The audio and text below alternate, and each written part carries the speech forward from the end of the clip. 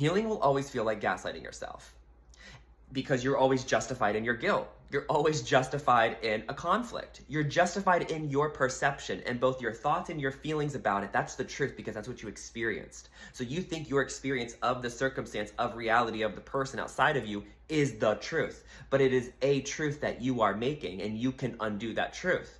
Because if we're creators and we're conscious and we have the wisdom that we can decide that for ourselves, and understanding the wisdom that we are creators, so whatever truth we tell ourselves in conviction, however we're narrating reality, not only becomes our immediate experience of that perception of reality, right? Because perception is reality. So what are you telling yourself you're immediately experiencing? And at the same time, you're creating. So if that's the truth, that you are the effect to reality, that there are things to blame and guilt and fear outside of you, then you will continue to create that as well in your physical reality. If you think you're the victim, the effect of the world, then the world will send you more experiences to validate that for you.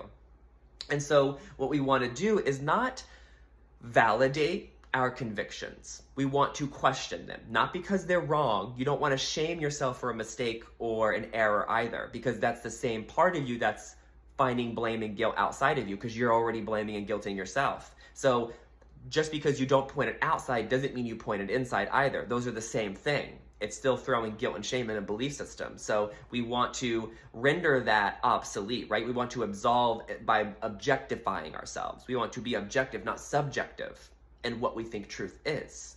So when we're so convinced in an upset, we want to intercept it. We don't want to validate it, because if you validate something, you keep it.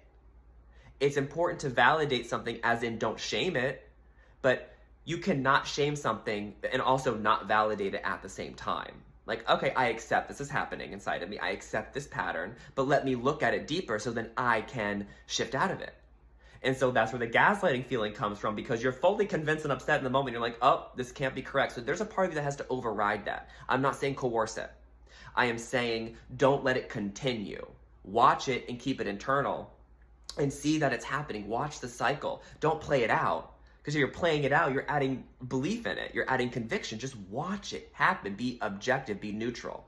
It's very hard to do that at first, again, because you're convinced in it, so it feels like you're gaslighting yourself.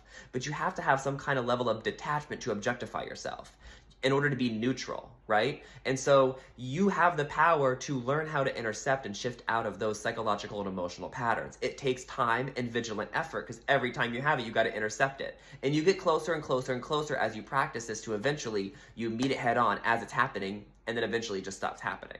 So in order to heal, you have to be vigilant in your forgiveness and your accepting of reality.